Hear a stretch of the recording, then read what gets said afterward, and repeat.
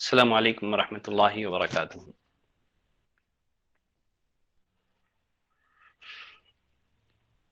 الحمد للہ رب العالمین والصلاة والسلام علی رسولہ الکریم وعلی آلہ وصحبہ اجمعین واشہد ان لا الہ الا اللہ واشہد ان محمدا عبدہ ورسولہ۔ یا ایہا الذین آمنوا اتقوا اللہ حق تقاتہ ولا تموتن الا وانتم مسلمون۔ یا ایہا الناس اتقوا ربکم الذی خلقکم من نفس واحدہ وخلق منها زوجها وبث منهما رجالا كثيرا ونساء واتقوا الله الذي تساءلون به والأرحام إن الله كان عليكم رقيبا۔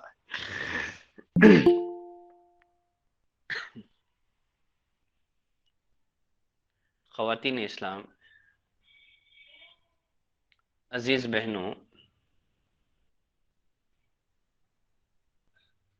ہمارا موضوع کیا ہے اس بارے میں آپ اچھی طرح جانتی ہیں۔ بچوں کی تربیت کیسے کریں؟ بچوں کی تربیت کے مفہوم میں کتنی باتیں ہیں۔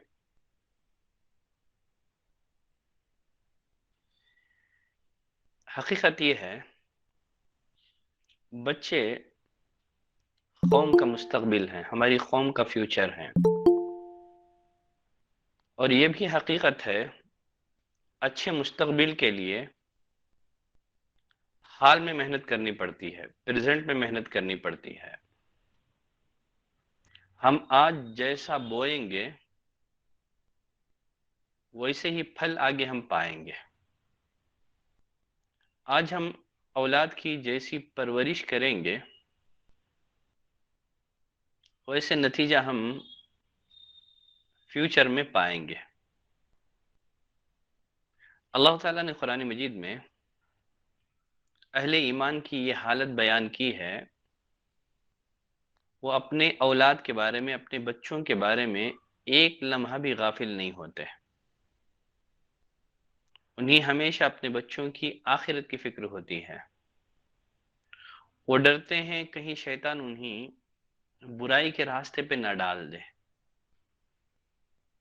جیسے اللہ نے سورہ طور میں فرمایا قالوا انا كنا قبل فی اہلنا مشفقین۔ جب جنت میں جائیں گے تو کہیں گے اس سے پہلے ہم اپنے گھر والوں کے درمیان بہت ڈرا کرتے تھے، اولاد کے بارے میں ہم بہت ڈرا کرتے تھے، ان کی آخرت کو لے کر کے، بچوں کی آخرت کو لے کر کے ہم بہت ڈرا کرتے تھے۔ تو اہل ایمان کی حالت یہ ہے کہ وہ اپنی اولاد کے بارے میں ایک لمحہ بھی غافل نہیں ہوتے ہیں۔ لاسٹ درس میں بتا چکا ہوں بچہ 3 ذرائع سے سیکھتا ہے۔ ایک ہے تقلید یعنی رول ماڈلنگ۔ بچے وہ کم سیکھتے ہیں جو آپ سکھاتے ہیں، بلکہ وہ سیکھتے ہیں جو آپ کرتے ہیں۔ لہذا بچوں کی تربیت کے لیے والدین کو پہلے خود عمل کرنا ہوگا۔ تو رول ماڈلنگ کے ذریعے سے بچوں کی تربیت کرنا ہے۔ بچوں کی تربیت کے 3 ذرائع میں سے یا بچہ جن ذرائع سے سیکھتا ہے ان میں پہلا ذریعہ ہے رول ماڈلنگ۔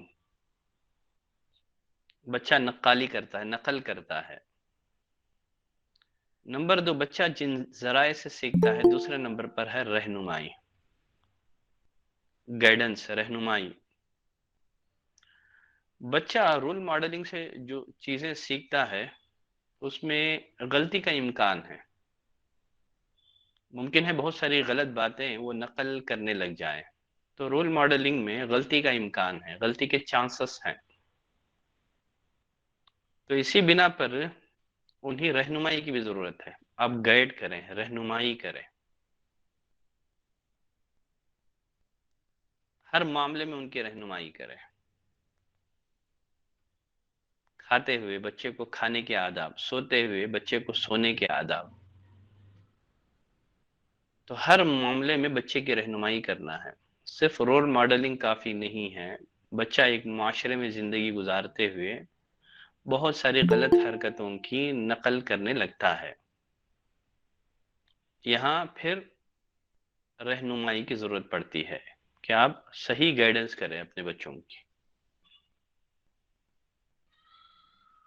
دیکھیے، بچوں کے ذہن میں کم عمری میں جو بات ڈالی جاتی ہے وہ ان کے ذہن میں پتھر میں لکیر کے مانند بیٹھ جاتی ہے۔ والدین کو چاہیے کہ بچوں کی تربیت میں سب سے اہمیت، سب سے زیادہ امپورٹنس جس کو دے وہ ہے توحید۔ بچے کے دل میں توحید بٹھا دے، اللہ کی محبت، اللہ کی عظمت۔ آج دنیا میں جتنی ساری گمراہیاں ہیں، آج مسلم معاشرے میں شرک جو پایا جاتا ہے، اس کی ایک بہت بڑی وجہ یہ ہے کہ لوگ اللہ کی عظمت کو نہیں جانتے ہیں۔ ما لکم لا ترجون للہ وقارا، کیا ہو گیا ہے؟ تم کیوں اللہ کی عظمت کا عقیدہ نہیں رکھتے ہو؟ وما قدر اللہ حق قدرہ، اللہ نے فرمایا لوگوں نے اللہ کی قدر نہیں کی جیسے قدر کرنی چاہیے تھی۔ تو بچوں کی دینی تربیت میں سب سے زیادہ اہمیت جس کو دینی چاہیے وہ ہے توحید۔ بچوں کے دل میں توحید بٹھا دیں، اللہ کی محبت، اللہ کی عظمت۔ قرآن سے پہلے توحید سمجھائیں۔ جریر بن عبداللہ البجلی رضی اللہ تعالیٰ عنہ فرماتے ہیں، ہم نبی کریم صلی اللہ علیہ وسلم کی خدمت میں تھے، فَتَعَلَّمْنَا الْإِيمَانَ قبل ان نتعلم القرآن۔ قرآن سیکھنے سے پہلے ہم نے ایمان سیکھا، ہم نے توحید جانا۔ پہلے ایمان سیکھا، بعد میں قرآن سیکھا۔ فائدہ کیا ہو گیا؟ توحید جاننے کے بعد جب ہم نے قرآن پڑھا،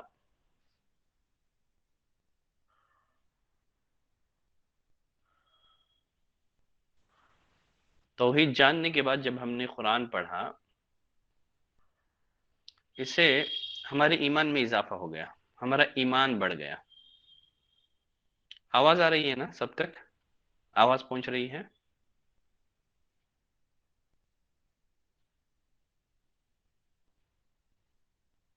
ٹھیک ہے، ٹھیک ہے، الحمدللہ۔ تو بچوں کی تعلیم، بچوں کی تربیت میں سب سے زیادہ اہمیت عقیدے کی تعلیم کو دینی چاہیے۔ قرآن سے پہلے توحید سکھائیں،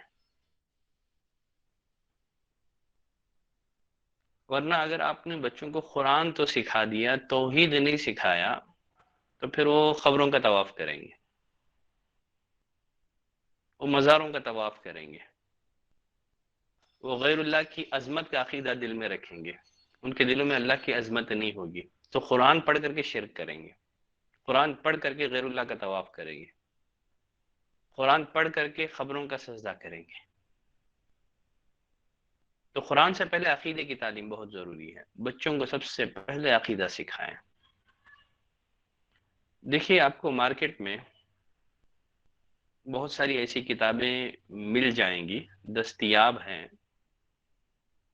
جس میں اس بات کا ذکر ہے کہ بچوں کو عقیدہ کیسے سمجھائیں، عقیدے کی بنیادی باتیں۔ تو والدین کو چاہیے کہ عقیدے کی جو بنیادی باتیں ہیں سب سے پہلے وہ خود سیکھیں، ایسی کتابیں اپنے گھروں میں رکھیں، پڑھیں، اور انہی کے مطابق بچوں کی تربیت کریں۔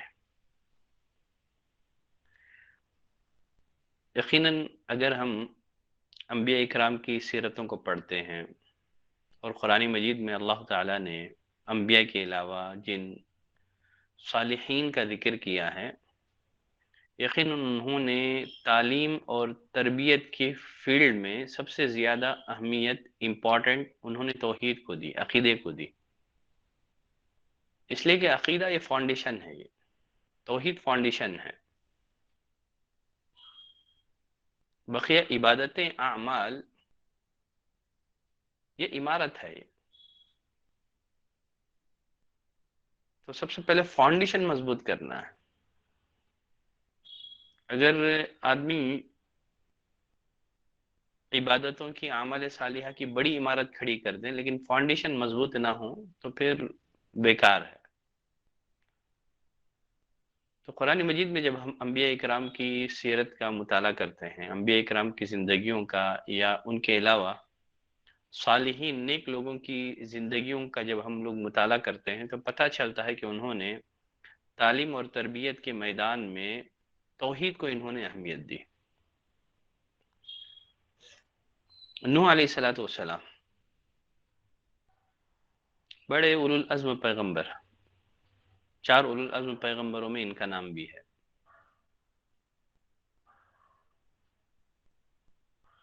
بڑے عظیم پیغمبر.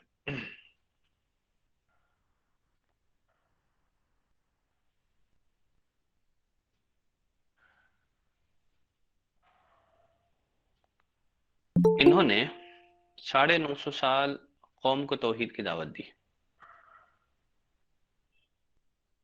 توحید سمجھایا ان کو. اس کے علاوہ حدیث میں انہوں نے بیٹے کو جو وصیت کی، جو بیٹے کو جو نصیحت کی، ان کی ایک نصیحت کا بھی ذکر ملتا ہے. عبداللہ بن عمرو بن عاص رضی اللہ تعالیٰ عنہ فرماتے ہیں نبی کریم صلی اللہ علیہ وسلم نے ایک موقع پر فرمایا جب نوح علیہ الصلوۃ والسلام وفات کے قریب ہوئے تو انہوں نے اپنے بیٹے کو بلایا، کہا کہ اے بیٹے میں تجھے ایک وصیت کرنا چاہتا ہوں. وصیت کیا ہے؟ میں تجھے 2 باتوں کا حکم دیتا ہوں، 2 باتوں سے منع کرتا ہوں. تو مر رہے ہیں، وفات سے پہلے بچوں کو وصیت کر رہے ہیں، پوری زندگی توحید پر محنت. یعقوب علیہ الصلوۃ والسلام وفات کے وقت بچوں کو بلایا، پوچھا کہ میرے بچوں، میرے بعد تم کس کی عبادت کرو گے؟ جن کی پوری زندگی توحید کی تعلیم اور تربیت میں گزری، وفات کے موقع پر بھی یہی فکر ہے ان کو کہ کہیں ہماری اولاد شرک میں مبتلا نہ ہو جائیں. ہم کیا محنت کر رہے ہیں بچوں کی توحید کو لے کر کے. کتنے ایسے گھرانے کو میں جانتا ہوں، اہل حدیث گھرانے کے افراد، لیکن بچوں کی تعلیم اور تربیت کے میدان میں توحید کو اہمیت نہ دینے کی وجہ سے بچے شرک میں مبتلا ہو گئے. کوئی لینا دینا ہی نہیں تھا کہ ہمارے بچے کہاں جاتے ہیں، کن کے ساتھ بیٹھتے ہیں، کس مسجد میں نماز پڑھتے ہیں. تو توحید کے معاملے میں کبھی کمپرومائز نہ کریں. تو نوح علیہ الصلوۃ والسلام پوری زندگی توحید سمجھاتے رہے، وفات سے قبل بھی بچے کو بلا کر کے نصیحت کر رہے ہیں کہ بیٹے میں تمہیں 2 باتوں کی وصیت کرتا ہوں، یا 2 باتوں کا میں تمہیں حکم دیتا ہوں، 2 باتوں سے میں تمہیں روکتا ہوں. 2 باتیں کیا ہیں جن کا میں تمہیں حکم دیتا ہوں؟ نمبر 1 لا الہ الا اللہ، اس کلمے پر مرتے دم تک قائم رہنا. یقیناً لا الہ الا اللہ، اس کا زبانی اقرار یہ جنت میں جانے کے لیے کافی نہیں ہے. لا الہ الا اللہ کا معنی، اس کا مطلب، لا الہ الا اللہ کی کنڈیشنز اہل علم نے بیان کی ہیں. وہب بن منبہ مشہور تابعی ہیں، ان سے کسی نے سوال کیا، پوچھا کہ لا الہ الا اللہ جنت کی کنجی نہیں ہے، جنت کی چابی نہیں ہے؟ وہب بن منبہ رحمۃ اللہ علیہ نے کہا کیوں نہیں ہے؟ یقیناً لا الہ الا اللہ جنت کی کنجی ہے، جنت کی چابی ہے. دنیا میں کوئی چابی آپ کو ایسی نہیں ملے گی جس میں دانت نہ ہو، ہر چابی میں دانت ہوتے ہیں. فرمایا کہ اگر تم دانت والی چابی سے جنت کا تالا کھولو گے تو تمہارے لیے جنت کا دروازہ اوپن ہو جائے گا، ورنہ اوپن نہیں ہو جائے گا. یقیناً لا الہ الا اللہ یہ جنت کی کنجی ہے، لیکن اس کے 7 دانت ہے. لا الہ الا اللہ کے 7 کنڈیشنز ہیں. مجھے معلوم نہیں ہے کہ ہمارے اس کلاس میں بیٹھنے والے کتنے بہنوں کو لا الہ الا اللہ کی کنڈیشن معلوم ہے. اگر کتنی بہنوں کو معلوم ہے، تھوڑا ایک آپ میسج ڈالیں الحمدللہ مجھے معلوم ہے بول کر کے، ایک اندازہ مل جائے گا. کہ کتنی بہنوں کو لا الہ الا اللہ کی کنڈیشن معلوم ہے، تاکہ مجھے ایک تھوڑا سا اندازہ مل جائے۔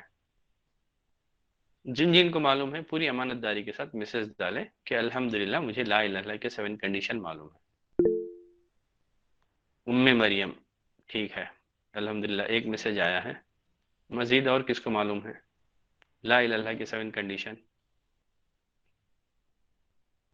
بنت لیاقت، ٹھیک ہے، بہت اچھے۔ مزید ان کے علاوہ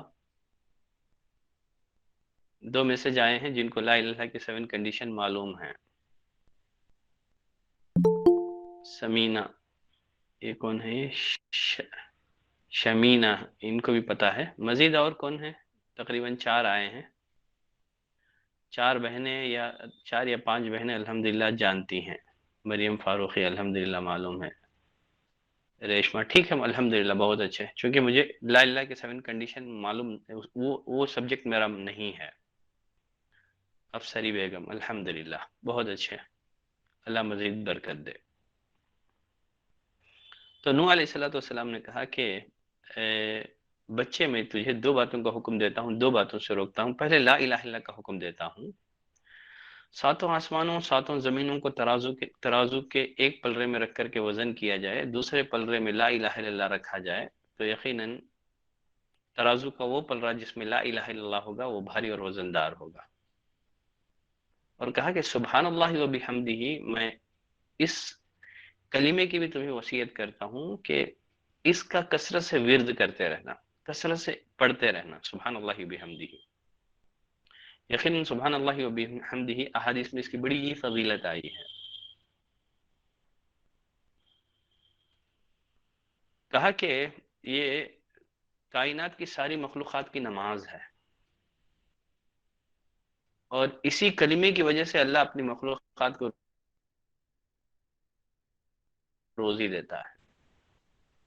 تو اگر کوئی فائنینشیل مسائل سے دو چار ہیں، فائنینشیل پرابلمز ہیں گھر میں، تو ان کو چاہیے کہ کثرت سے سبحان اللہ و بحمدہ پڑھیں، انشاءاللہ اللہ ان کی تکلیف کو آسانی میں بدل دے گا، ان کی تنگی کو انشاءاللہ اللہ خوشحالی میں بدل دے گا۔ تو کثرت سے سبحان اللہ و بحمدہ پڑھیں، بہت بابرکت کلمہ ہے یہ، پورے یقین کے ساتھ پڑھیں۔ اور کہا کہ میں تمہیں 2 باتوں سے منع کرتا ہوں۔ ایک پیغمبر اپنے بچوں کو کس بات سے روک سکتے ہیں؟ پہلے نمبر پر شرک سے، کہا میں شرک سے روکتا ہوں، تکبر سے روکتا ہوں۔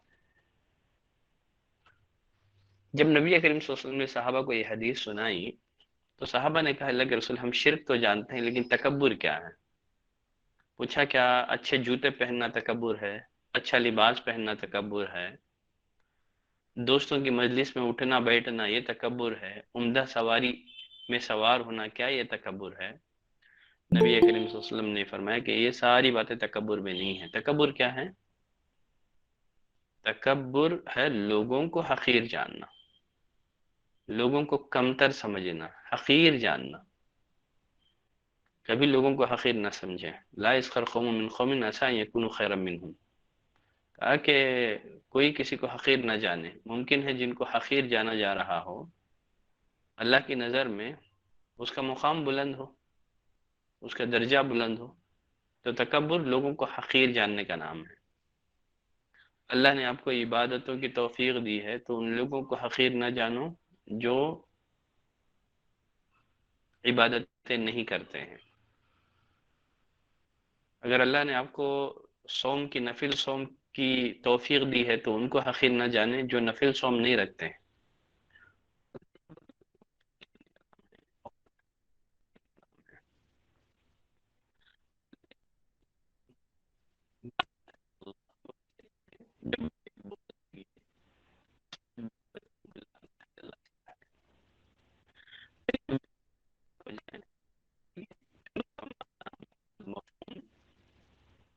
وہ نہیں ہے۔ ٹھیک ہے ٹھیک ہے ٹھیک ہے، آواز آ رہا ہے نہیں آ رہا ہے؟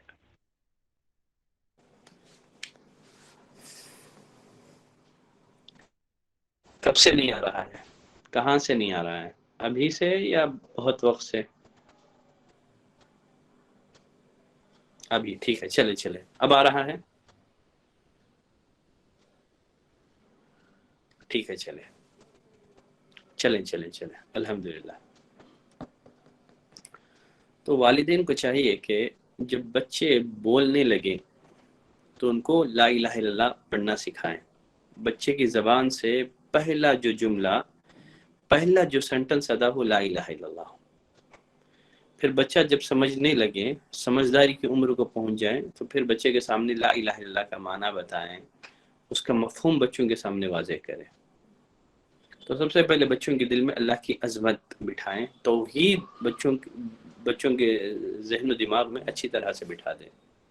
یہ والدین کی سب سے اہم ذمہ داری ہے، توحید سکھانا، توحید پڑھانا۔ خیر چلے، اب ہم آتے ہیں لقمان حکیم کی نصیحتوں کی طرف۔ لقمان حکیم کا نام تو ہم بچپن سے سنتے آ رہے ہیں، سب بہنیں جانتی ہیں نا لقمان حکیم، نام سن رکھا ہے، سنا ہے لقمان حکیم کا نام؟ کتنی بہنوں نے سنا ہے؟ جو سنا ہے میسج ڈال دے۔ لقمان حکیم کا نام مجھے تو لگتا ہے ساری بہنیں تو سن رکھی ہوں گی۔ ٹھیک ہے الحمدللہ۔ قرآن مجید میں ایک سورت ہی ہے، اس کا نام کیا ہے؟ سورہ لقمان ہے۔ انشاءاللہ قیامت تک اس سورت کی تلاوت ہوتی رہے گی۔ اللہ تعالیٰ نے قرآن مجید میں ان کا نسب کیا تھا، ان کا خاندان کیا تھا، یہ کس زمانے کے تھے، یہ ساری تفصیلات قرآن مجید میں مذکور نہیں ہیں۔ یہ کہاں پیدا ہوئے؟ جمہور اہل علم، اکثر علماء، اسکالرز کی رائے یہ ہے کہ لقمان حکیم نبی بھی نہیں تھے، پیغمبر نہیں تھے یہ، اور نہ ان پر وحی آتی تھی، کیونکہ قرآن مجید میں کہیں اس بات کا اشارہ نہیں ہے کہ ان پر وحی آتی ہو، یا ان کے نبی اور رسول ہونے کا قرآن مجید میں کہیں کوئی اشارہ ہمیں نہیں ملتا ہے۔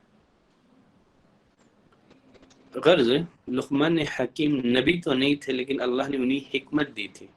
حکمت سمجھتے ہیں نا، وزڈم، دانائی، اللہ نے ان کو حکمت عطا کی تھی۔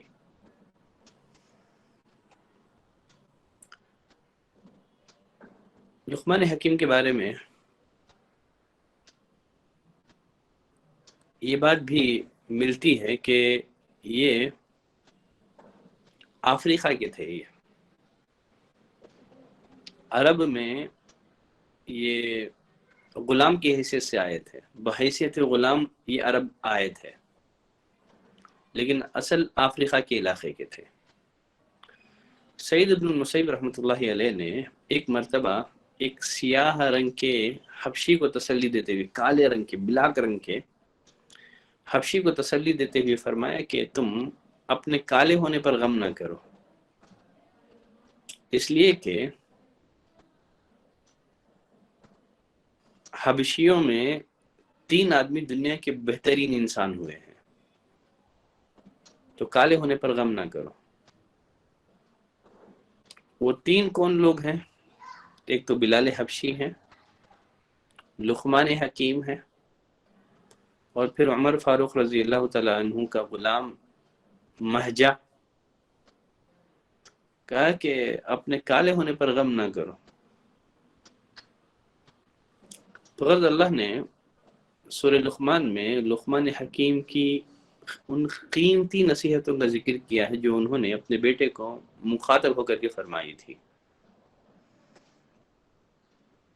والدین کو چاہیے کہ لقمان حکیم کی جو نصیحتیں ہیں پڑھیں، خود ان پر عمل کریں، اور اپنے بچوں کو بھی ان نصیحتوں کی تلقین کریں۔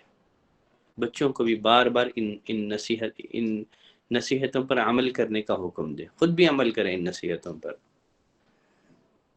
اللہ نے فرمایا وَإِذْ قَالَ لُقْمَانُ لِابْنِهِ وَهُوَ يَعِظُهُ، یاد کرو جب لقمان حکیم نے اپنے بیٹے کو نصیحت کرتے ہوئے کہا یا بنیہ، اے میرے پیارے بچے، بنیہ، جب آپ بیٹے کو نصیحت کر رہے ہوں تو اسے اچھے انداز سے خطاب ہو. بہت سارے والدین کا بچوں کے ساتھ مخاطب ہونے کا جو انداز ہے وہ صحیح اور درست نہیں ہے. قرآن مجید میں انبیاء کرام اپنے بچوں سے کس طرح مخاطب ہوتے تھے؟ یا بنیا، ابنی بھی آتا ہے، ابنی میرے بیٹے، بنیا اے میرے پیارے بیٹے. اسی طرح یا ابی اے میرے ابا، یا ابتی اے میرے پیارے ابو جان. ابراہیم علیہ السلام اپنے بیٹے کافر باپ سے مخاطب ہیں یا ابتی کہہ کر کے. اسی طرح اسماعیل علیہ السلام ابراہیم علیہ السلام سے مخاطب ہو رہے ہیں یا ابتی. اسی طرح جب بیٹوں سے مخاطب ہوں تو ان کو بھی عزت دے، ریسپیکٹ دے بچوں کو بھی. ہمارے پاس تو رے سے ہی ہم بچوں کو خطاب کرتے ہیں، یہ درست نہیں ہے. اس لیے کہ آپ اپنے بچوں سے جس انداز سے مخاطب ہو رہے ہیں، بچے آپ کے طرز تکلم، آپ کے بات کرنے کا جو ڈھنگ ہے اس کو بھی سیکھ رہے ہیں. خاص کر بچوں سے بات کرتے ہوئے والدین کو بہت محتاط اچھی گفتگو کرنی چاہیے. تو یا بنیا کہا اے میرے پیارے بچے، تو نرمی سے محبت سے بات کریں. اپنائیت، کیا رہے، کدھر رہے، اس طرح کی جو اسالیب ہیں اس سے بچنا چاہیے. کہا یا بنیا اے میرے پیارے بچے. دیکھیے وعظ اور نصیحت کا آغاز جو ہے نا، انسان کو پہلے اپنے گھر والوں سے کرنا ہے. نصیحت کا آغاز، نصیحت کے زیادہ حقدار ہمارے خود اپنے گھر والے ہیں. پہلے تو انسان تربیت کا آغاز اپنی ذات سے کرے، پھر اس کے بعد اپنے اہل و عیال، اپنے گھر والوں سے تربیت کا آغاز کرے. نبی کریم صلی اللہ علیہ وسلم پر جو جن آیتوں میں تبلیغ کا آپ کو حکم دیا، تو اللہ نے فرمایا وَأَنذِرْ عَشِيرَتَكَ الْأَقْرَبِينَ، مرحلہ وار آپ کو اللہ نے تبلیغ کا حکم دیا. کہا وَأَنذِرْ عَشِيرَتَكَ الْأَقْرَبِينَ، پہلے جو قریبی رشتہ دار ہیں ان کو ڈرائیے، ان کو نصیحت کیجیے.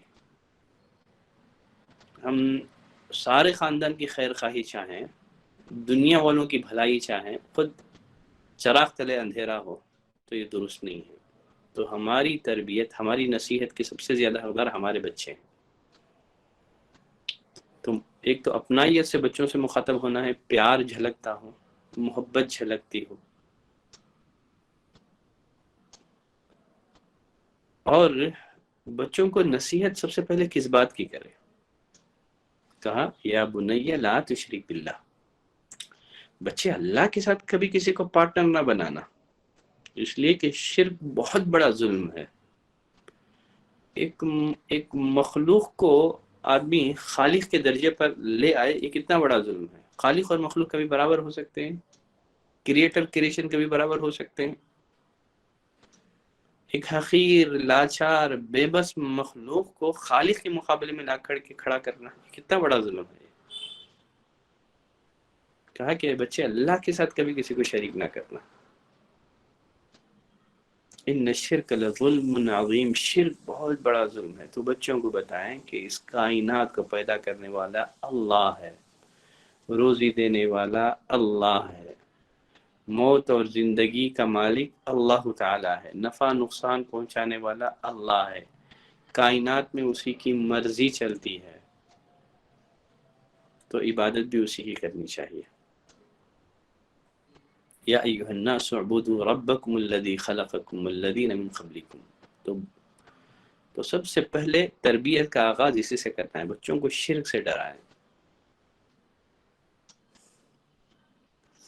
تو لقمان حکیم نے پہلی نصیحت بچے کو کی کہ بچے اللہ کے ساتھ کسی کو پارٹنر نہ بنانا، نہ اس کی ربوبیت میں، نہ الوہیت میں، نہ اس کے اسماء اور صفات میں. اللہ کے ساتھ کبھی کسی کو شریک نہ کرنا.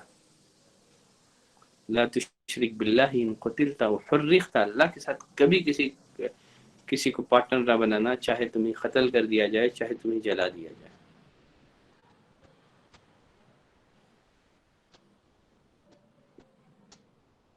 پھر چلیں آگے بڑھتے ہیں.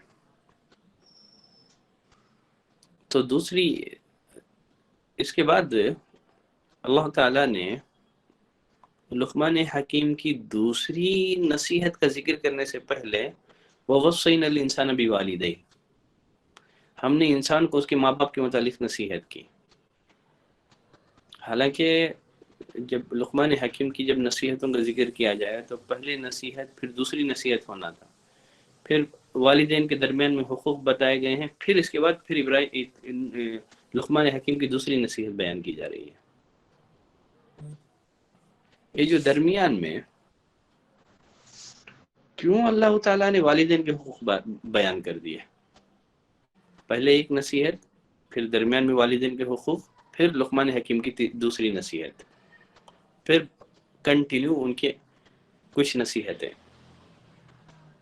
یقیناً جو ماں باپ بچوں کو اللہ کے حقوق کی رہنمائی کرتے ہیں تو اللہ تعالیٰ ایسے بچوں کو والدین کے حقوق کی ادائیگی کی رہنمائی کرتا ہے.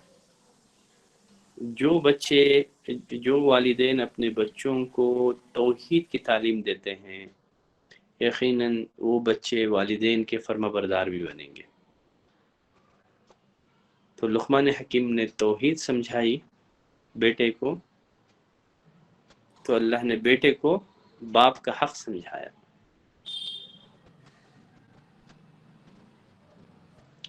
پھر چلیں اب ہم آگے بڑھتے ہیں. وہ آیت میں چھوڑ دیتا ہوں جس میں والدین کے ساتھ حسن سلوک کی تاکید اور تعلیم دی گئی ہے. اللہ نے فرمایا کہ اگر تمہارے والدین دباؤ ڈالیں کہ تم شرک کرو جس کا تمہیں علم نہیں ہے، فلا تطعهما، کہا کہ ان کی اطاعت مت کرو، وصاحبهما فی الدنیا معروفا، دنیا میں ان کے ساتھ اچھا برتاؤ کرو، ان لوگوں کا راستہ اپناؤ جو میری طرف رجوع ہوتے ہیں، تم سب کو میری طرف پلٹ کے جانا ہے. پھر دنیا میں جو تم اعمال کیا کرتے تھے میں تمہیں ان سے باخبر کرنے والا ہوں. اگر خرید میں قرآن ہے تو سورہ لقمان کھول کے بیٹھ جائیں. اگر بہنوں کے پاس خرید میں قرآن ہے تو سورہ لقمان اوپن کر لیں.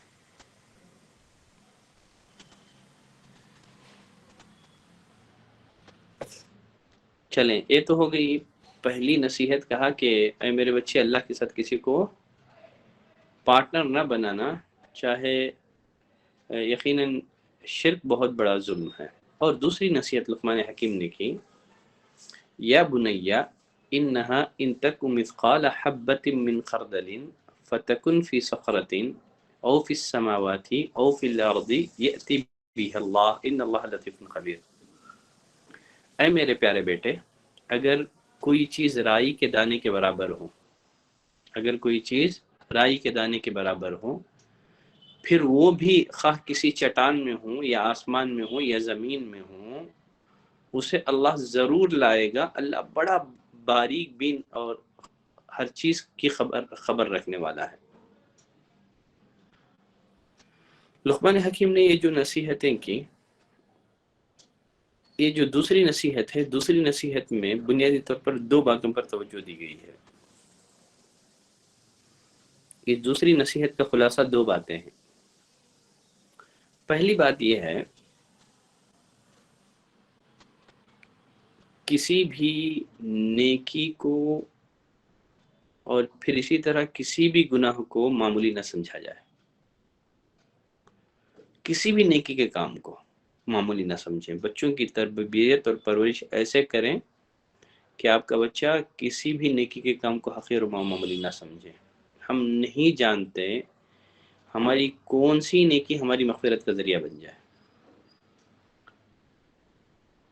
اللہ کو ہماری کون سی نیکی پسند آ جائے جس کی وجہ سے ہمیں معاف کر کے جنت کا حقدار بنا دے.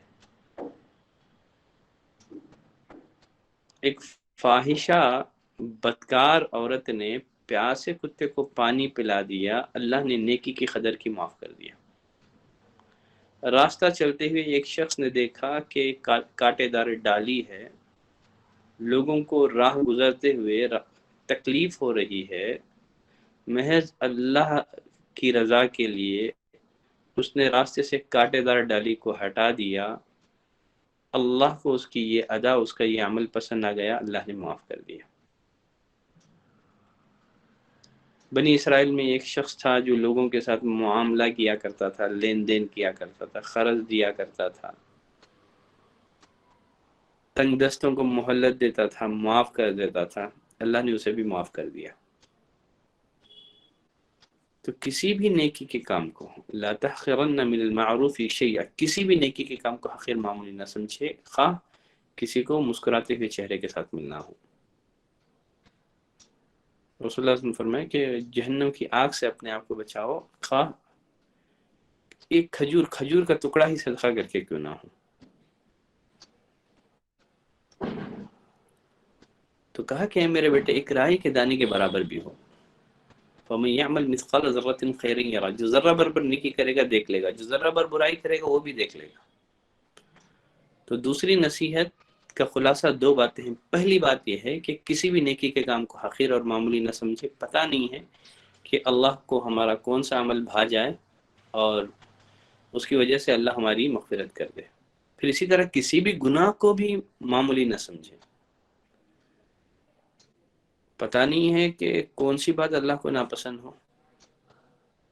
کس بات سے اللہ ناراض ہو جائے، اور اس کی وجہ سے وہ ہمیں جنت سے محروم کر کے جہنم میں داخل کر دے۔ گناہ کو معمولی نہ سمجھے۔ ویسے ایک مومن کبھی کسی گناہ کو حقیر اور معمولی نہیں سمجھتا ہے۔ تو گناہ کرتے ہوئے کبھی یہ نہ سوچے، میں پہلے بھی بتا چکا ہوں، یہ گناہ چھوٹا ہے یا بڑا، بلکہ یہ دیکھیں کہ میں کس ذات کی نافرمانی کر رہا ہوں، اللہ کی، رب العالمین کی۔ کبھی کسی گناہ کو حقیر معمولی نہ جانے، معمولی نہ سمجھے۔ نبی کریم صلی اللہ علیہ وسلم نے بنی اسرائیل کے ایک شخص کا ذکر کیا جسے صرف بلی کی وجہ سے عذاب دیا جا رہا ہے۔ عذبت امرأة، ایک عورت کو عذاب دیا جا رہا ہے بلی کی وجہ سے۔ بلی کو پالا تو تھا اس نے ضرور، لیکن اس کے چارے پانی کا بندوبست نہیں کیا، بلی مر گئی، بلی مر گئی، جہنم کا لقمہ بن گئی۔ تو کبھی کسی گناہ کو معمولی نہ سمجھے، پتہ نہیں ہے کون سا گناہ ہمیں جہنم کے حقدار بنا دے، کر چلیں۔ تو یہ دوسری نصیحت کا خلاصہ دو باتیں ہیں۔ پہلی بات، کسی بھی نیکی کو حقیر نہ سمجھا جائے اور کسی گناہ کو معمولی نہ سمجھا جائے۔ دوسری بات وہ یہ ہے،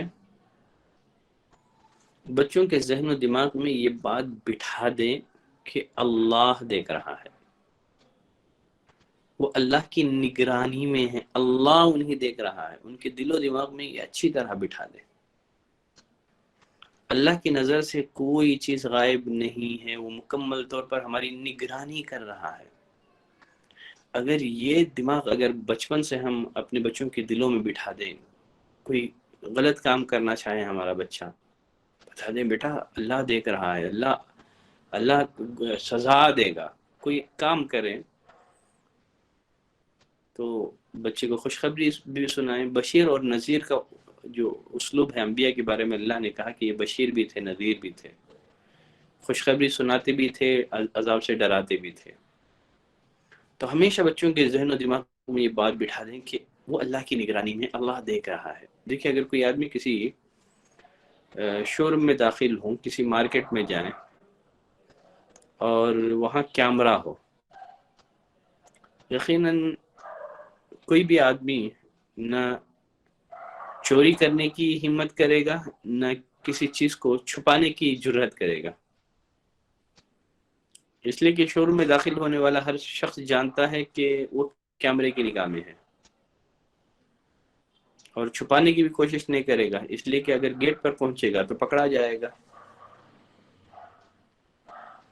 پھر بھی کیمرہ ایک الیکٹرانک چیز ہے جس کو کسی ٹیکنیکل طریقے سے دھوکہ دیا جا سکتا ہے،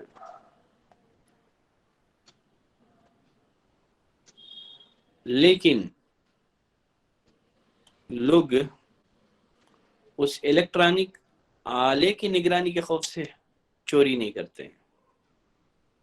تو اسی طرح والدین کو چاہیے کہ بچوں کے دل و دماغ میں یہ بات بٹھا دے کہ اللہ دیکھ رہا ہے، رب العالمین دیکھ رہا ہے۔ کوئی بھی غلط کام کرنا چاہیں تو فوراً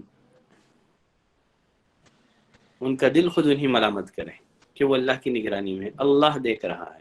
یقیناً نبی کریم صلی اللہ علیہ وسلم نے صحابہ اکرام کی تربیت اس طرح کی، ان کے دلوں میں توحید، اللہ کے اسماء و صفات کو ایسے مضبوط بٹھا دیا کہ انہیں یقین ہو گیا تھا کہ اللہ دیکھ رہا ہے۔ دیکھیں ایک دفعہ عبداللہ بن عمر رضی اللہ تعالیٰ عنہ اپنے کچھ ساتھیوں کے ساتھ جا رہے تھے، راستے میں انہوں نے ایک نوجوان چرواہے کو دیکھا جو بکریاں چرا رہا تھا۔ محض امتحان کے لیے، آزمائش کے لیے پوچھا، کیا تم ان بکریوں میں سے کوئی ایک بکری ہمیں دو گے؟ اس کے بدلے میں ہم اس کی قیمت بھی تمہیں دے دیں گے۔ چرواہے نے کہا کہ بکریاں میری نہیں ہیں بلکہ مالک کی ہیں، میں تو بس ان کی دیکھ ریکھ کرتا ہوں، بکریاں چراتا ہوں، چرانا میری ذمہ داری ہے۔ عبداللہ بن عمر نے کہا کہ مالک کون سا تجھے دیکھ رہا ہے؟ تو کہہ دینا کہ ایک بکری مر گئی اور روپیے بھی تجھے مل گئے، پیسے بھی مل گئے، ایک بکری ہمیں دینا، پیسے دے دیں گے، مالک پوچھے تو کہہ دینا کہ بکری مر گئی۔ اس موقع پر اس نوجوان چرواہے نے کیا کہا؟ اس نوجوان چرواہے نے کہا کہ اگر مالک نہیں دیکھ رہا ہے تو اللہ تو دیکھ رہا ہے نا، میں اسے کیا جواب دوں گا؟ تو یہ ایسی تربیت بچوں کی کریں، وہ محسوس کریں کہ وہ اللہ کی نگرانی میں ہے۔ بقیہ وہ واقعہ مشہور معروف واقعہ ہے، گرچہ بے سند واقعہ ہے لیکن مشہور معروف واقعہ ہے۔ بہت سارے واقعے لوگوں کے زبانوں میں ہیں، علماء بھی اس کو بیان کر دیتے ہیں، لیکن بے سند واقعات میں سے ایک واقعہ آپ نے سن رکھا ہوگا۔ عمر بن الخطاب رضی اللہ تعالیٰ عنہ کے دور خلافت میں رات میں ایک مرتبہ گشت کر رہے تھے، ٹیک لگا کر کے ایک گھر کے دیوار سے بیٹھ گئے۔ فجر کا وقت تھا، ایک بڑھیا کی آواز آئی جو اپنی بیٹی سے کہہ رہی تھی کہ بیٹی اٹھ، دودھ میں پانی ملا دینا۔ بیٹی نے کہا کہ امیر المومنین نے تو ان سب باتوں سے منع کیا ہوا ہے کہ کوئی بھی آدمی دودھ میں پانی ملا کر کے دودھ کو فروخت کرے۔ بڑھیا نے کہا کون سا امیر المومنین ہے، رات کی تنہائی میں تاریکی میں دیکھ رہا ہے، اٹھ دودھ میں پانی ملا دے۔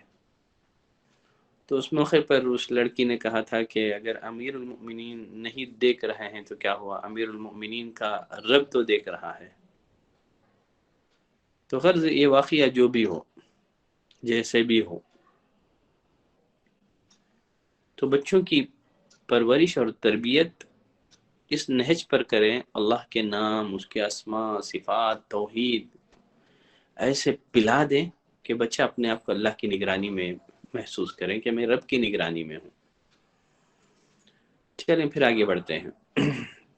تو دوسری نصیحت، اللہ کی نگرانی میں ہونے کا احساس پیدا کریں۔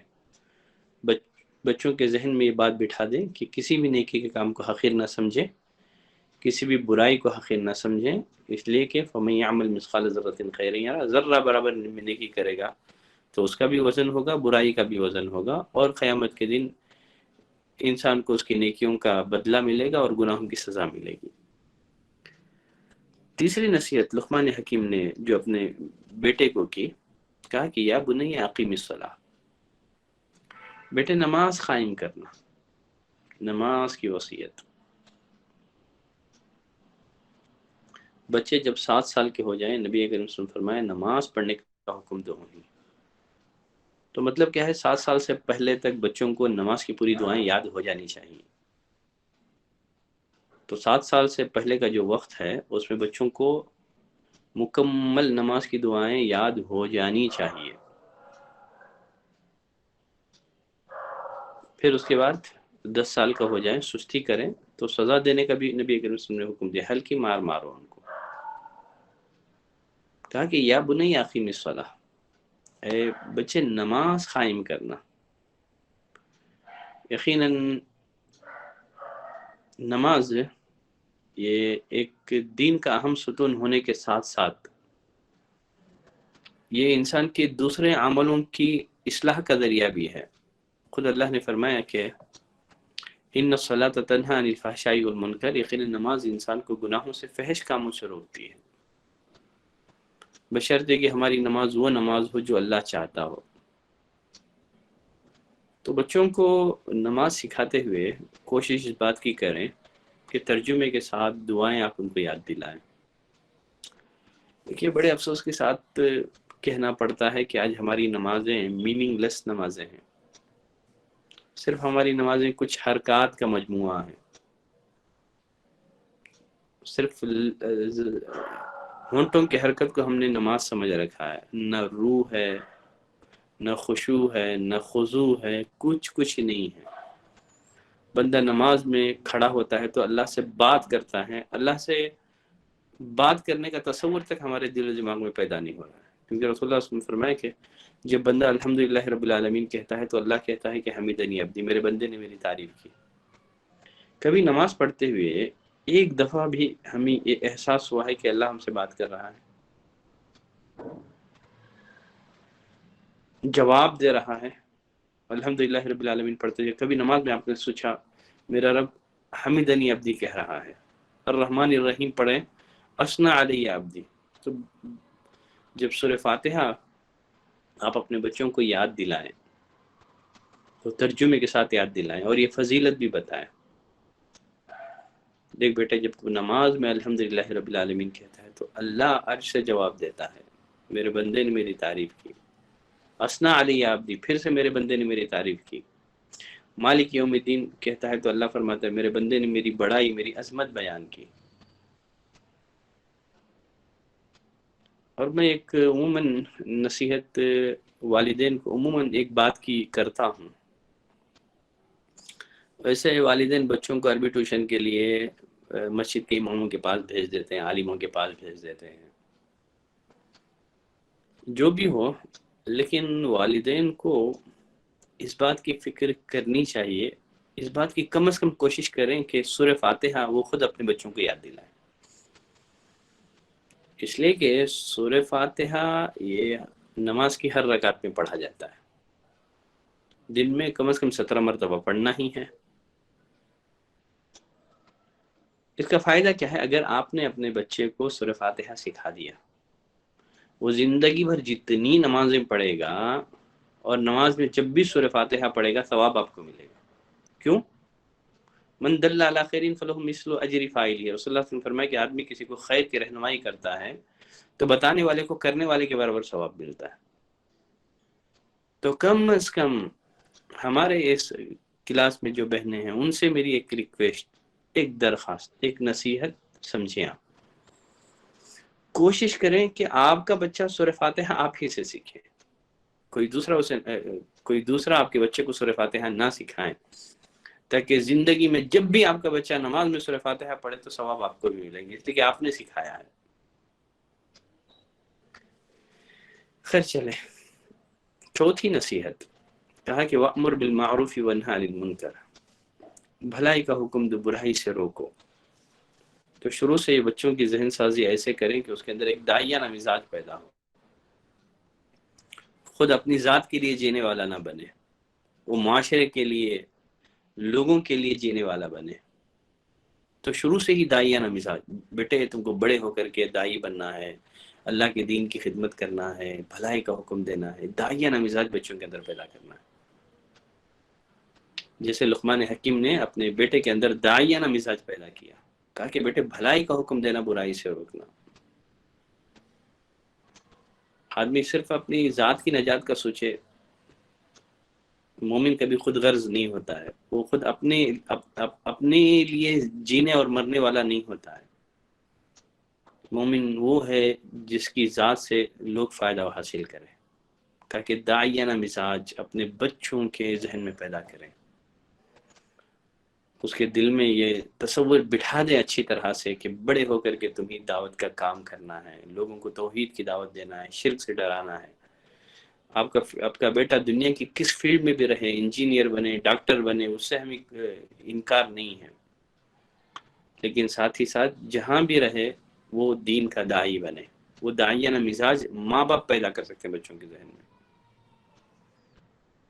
سب سے پہلے ان کے دلوں میں عقیدہ مضبوط بٹھا کر کے، ان کی بنیادوں کو مضبوط کر کے، اور پھر ساتھ ہی ساتھ بچوں کو شروع سے ہی اس بات کی تلقین کرے کہ اے میرے بچوں، جب تم لوگوں کو بھلائی کا حکم دو گے، برائی سے روکو گے، تو اس راستے میں تکلیفیں بھی آئے گی۔ وَاصْبِرْ عَلَىٰ مَا أَصَابَكَ، جو مصیبت تمہیں پہنچے اس پر صبر کرو۔ جیسے ایک حدیث میں رسول اللہ صلی اللہ علیہ وسلم فرمایا کہ وہ مومن جو لوگوں سے ملتا ہے، ان کی تکلیفوں پر صبر کرتا ہے، بہتر ہے اس مومن سے جو لوگوں سے ملتا نہیں ہے اور نہ ان کی تکلیفوں پر صبر کرتا ہے۔ تو ہم معاشرے سے اپنے آپ کو جدا نہیں رکھ سکتے، سماج سے، سوسائٹی سے ہم اپنے آپ کو الگ تھلگ نہیں رکھ سکتے۔ معاشرے میں جینا ہے، سماج کی اصلاح کی فکر کرنا ہے، تو یہ بھی بتا دیں شروع سے ہی، تاکہ آپ کا بچہ ذہنی طور سے تیار رہے کہ اس رشتے میں یہ رستہ وہ ہے جس میں انبیاء اکرام ستائے گئے ہیں، آزمائشوں سے دوچار کیے گئے ہیں، پھر بھی الحمدللہ اب حالات ویسے نہیں ہیں۔ ان تکلیفوں کا ہمیں سامنا نہیں ہے جو سامنا کے پچھلے انبیاء کو اور پچھلے قوموں کو تھا۔ پھر آگے لقمان حکیم نے اپنے بیٹے کو مزید نصیحت کی، وَلَا تُصَعِّرْ خَدَّكَ لِلنَّاسِ، لوگوں کے سامنے اپنی گال نہ پھلانا۔ دیکھیے بچوں کا جو ایٹیٹیوڈ ہے اس پر والدین کو نظر رکھنی چاہیے۔ بچے لوگوں سے، آنے والے لوگوں سے جب بھی بات چیت کرتے ہیں، ان کا بیہیویئر، بات کرنے کا انداز، گفتگو کا انداز کیسے ہے؟ کیا وہ منہ کو پھلائے ہوئے بات کر رہے ہیں؟ کیسا ہے بات کرنے کا انداز، کیا ہے؟ کہا کہ وَلَا تُصَيِّرْ خَدَّكَ لِلنَّاسِ، لوگوں کے سامنے اپنی گال نہ پھلا۔ یعنی جب لوگوں سے گفتگو ہو تو کبھی یہ تصور نہ دیں بات چیت کے دوران کہ میں بڑا ہوں، تم کچھ نہیں ہو، یا ان کی بات کو نگلیکٹ کرنا، نظر انداز کرنا ہے، کبھی ایسے نہیں۔ بات کرتے ہوئے پوری توجہ کے ساتھ، چہرے پر مسکراہٹ سجا ہوئے، تبسم کا فی وجہ اخیک لک صدقہ، رسول اللہ نے فرمایا کہ ملتے ہوئے اگر اپنے چہروں پر مسکراہٹ سجا دی، یہ بھی صدقہ ہے، یہ بھی نیکی ہے۔ الابتسام مفتاح القلوب، کہا جاتا ہے کہ مسکراہٹ یہ دلوں کی چابی ہے۔ تو بچوں کے ایٹیٹیوڈ پہ نظر رکھیں۔ جب مہمان آتے ہیں آپ کے گھر، لوگوں کے ساتھ جب ان کا اٹھنا بیٹھنا ہوتا ہے تو ان کا ایٹیٹیوڈ کیا ہے، کیسے ملتے ہیں یہ لوگوں سے، ان کے چہرے کا جو یعنی انداز کیسے ہوتا ہے، یہ سب چیزیں والدین کو غور و فکر کرنا ہے، نصیحت کرنا ہے۔ کبھی دیکھیں کہ مہمان آئے ہیں، گیسٹ آئے ہیں، بچہ نظر انداز کر کے ان سے بات کر رہا ہے، تو بلا کر کے فوراً نصیحت کریں، نہیں بیٹا ایسے نہیں کی جاتی بات چیت، مسکراتے ہوئے، جو بھی ہو، جیسے بھی ہو، کبھی کسی کو حقیر نہ سمجھیں، اس کی بات کو پوری توجہ کے ساتھ سنیں، کیونکہ نبی کریم صلی اللہ علیہ وسلم فرمایا کہ جو عاجزی اختیار کرتا ہے اللہ لوگوں کی نظر میں اسے بڑا بنا دیتا ہے۔ تو تکبر کا علاج عاجزی سے کریں۔ تکبر پیدا ہو گیا تو کبھی علاج ضد سے ہوتا ہے۔ علاج، بیماری کے علاج کے دو طریقے ہوتے ہیں، ایک تو جیسے کہا جاتا ہے لوہے کو لوہے سے کاٹا جاتا ہے، یہ بھی ایک طریقہ ہے، اور دوسرا العلاج بالازداد۔ تو تکبر آ گیا تو تواضع اپنے اندر پیدا کر لیں، تکبر کے نقصانات کو جانیں اور تواضع کے فضائل کو جانیں۔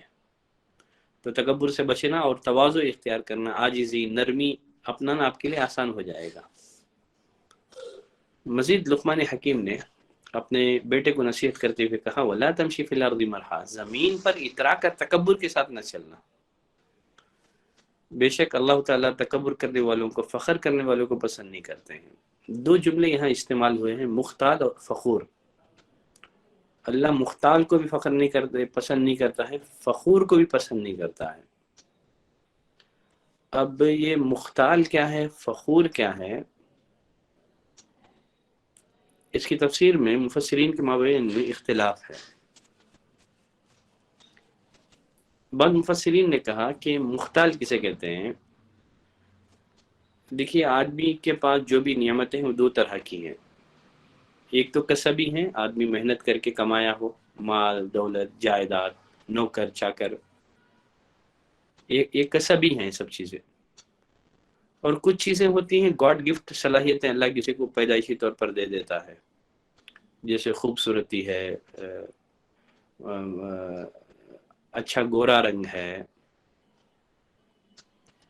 تو اللہ نے آپ کو جو کسبی جو نعمتیں آپ نے محنت کر کے حاصل کی ہیں اس بنا پر بھی فخر کرنا یہ صحیح بات نہیں ہے، دولت دے دی فخر کر رہے ہیں، یہ مختال ہے یہ، اور کچھ گاڈ گفٹ صلاحیتیں ہیں اس بنا پر فخر کرنا یہ بھی درست نہیں ہے، یہ ہے فخورہ، مختالاً فخورہ۔ تو غرض نعمت جس طرح کی بھی ہو کبھی ایک مسلمان کو فخر، ایک مومن کو فخر نہیں کرنا چاہیے۔ کہا کہ وَلَا تَمْشِي فِي الْأَرْضِ مَرْحًا، زمین پر اتراتے ہوئے نہ چلو۔ رسول اللہ صلی اللہ علیہ وسلم نے ایک آدمی کا ذکر کیا، اچھے لباس پہنے ہوئے تکبر کے ساتھ جا رہا تھا، اللہ نے زمین میں ڈھسا دیا۔ نبی کریم صلی اللہ علیہ وسلم نے فرمایا جس انسان کے دل میں رائی کے دانے کے برابر بھی تکبر ہوگا وہ لا يدخل الجنہ، وہ جنت میں جائے گا نہیں ہے، جس کے دل میں رائی کے دانے کے برابر بھی کبر ہو۔ تو تکبر، بچوں کو نصیحت کریں، وصیت کریں کہ اپنے اندر تکبر نہ لائیں، کہ آدمی اپنے آپ کو بڑا سمجھیں۔ انا ربکم الاعلی فرعون نے کہا تھا۔ یہ سب چیزیں اللہ کو ناپسندیدہ ہیں۔ یقیناً یہ تکبر یہ اللہ کی چادر ہے، عظمت اللہ کا اظہار ہے، جو بھی اللہ سے چھین کر کے خود پہننے کی کوشش کرے گا وہ اللہ کے غضب کا اور اس کے غصے کا شکار ہو جائے گا۔ کبریا، یہ بڑاپن اللہ کے لیے زیب دیتا ہے، انسانوں کے لیے زیب نہیں دیتا ہے، وہ حقیر پانی سے پیدا کیا گیا ہے، اس کے لیے تکبر درست نہیں ہے۔ اور لقمان حکیم نے اپنے بیٹے کو نصیحت کی، وَقْصِدْ فِي مَشِيكَ، اپنی چال میں میانہ روی اختیار کرو، یعنی درمیانی رفتار سے چلو، رفتار اتنی تیز نہ ہو کہ بھاگنے کے قریب پہنچائے، نہ اتنی آہستہ ہو کہ آدمی سست لگے، بلکہ اللہ نے عباد الرحمن کے اوصاف بیان کیے، وَعِبَادُ الرَّحْمَنِ الَّذِينَ يَمْشُونَ عَلَى الْأَرْضِ هَوْنًا، رحمان کے بندے وہ ہیں جو زمین پر آہستہ سے چلتے ہیں۔ تو درمیانی چال چلیں۔ علی رضی اللہ تعالیٰ عنہ فرماتے ہیں رسول اللہ صلی اللہ علیہ وسلم چلتے وقت ذرا جھک کر چلتے تھے اور ایسا معلوم ہوتا تھا کہ گویا آپ تو کسی بلندی سے اتر رہے ہیں۔ تو چلتے ہوئے آدمی کے انداز میں تکبر نہ ہو، درمیانی چال وقار کے ساتھ آدمی چلیں۔ اور پھر لقمان حکیم نے کہا وَغْضُضْ مِنْ صَوْتِكَ، اپنی آواز کو پست رکھو، بات کرتے ہوئے اس پر بھی بچوں کی نگرانی کریں، بچہ چیختا ہے تو نصیحت کریں۔ کہا کہ یہ آواز کو بلند کرنا یہ اللہ کے نزدیک سخت ناپسندیدہ، ان انکر الاصوات لصوت الحمیر، بے شک سب سے زیادہ ناپسندیدہ اور مکروہ آواز گدھے کی آواز ہے۔ جو بلند آواز میں بات کرتے ہیں، بلند آواز میں کلام کرنے کو اللہ نے گدھے کی آواز سے تشبیہ دی ہے۔ غایت من رفع صوته انه یشبہ بالحمیر، جو بلند آواز سے بات کرتا ہے گویا وہ گدھا ہے وہ۔ تو جب آپ اپنے بچوں کو دیکھیں کہ کبھی وہ والدین سے بات کرتے ہوئے بلند آواز سے گفتگو کر رہے ہیں، لوگوں سے گفتگو کر رہے ہیں بلند آواز سے، فوراً بچوں کو نصیحت کریں، ہمیشہ نصیحت کرتے رہیں کہ بات کرتے ہوئے آواز بلند نہ ہوں۔ کہا کہ ان انکر الاصوات لصوت الحمیر وغضض من صوتک، اپنی آواز کو پست رکھو۔ تو یہ کچھ نصیحتیں تھیں جو کہ لقمان حکیم نے اپنے بیٹے کو کی تھی۔ تو والدین کو چاہیے کہ ان نصیحتوں کو بار بار پڑھیں۔ میں بالاشارہ میں نے ان نصیحتوں کی طرف اشارہ کر دیا ہے، ورنہ اہل علم نے لقمان حکیم کی نصیحتوں کو کتابوں میں جمع کر کے ایک ایک نصیحت پر صفحوں انہوں نے لکھ دیا ہے، کتابیں لکھی گئی ہیں لقمان حکیم کی ان نصیحتوں پر۔ بڑی پیاری نصیحتیں ہیں، بڑی جامع ترین نصیحتیں ہیں۔ تو خیر ہمارا جو تربیت اولاد سے متعلق جو ہمارا سیشن ہے، بچوں کی دینی تربیت، اخلاقی تربیت، اس سے متعلق مزید کچھ اہم گائیڈنس، کچھ رہنمائیاں ہیں انشاءاللہ نیکسٹ ویک جو ہے مزید یہ موضوع ہمارا کچھ دنوں تک جاری رہے گا۔ آج کے لیے انشاءاللہ بس اتنی گفتگو کافی رہے گی۔ چلیں، سبحانک اللہم و بحمدک، اشہد ان لا الہ الا انت، استغفرک و اتوب الیک۔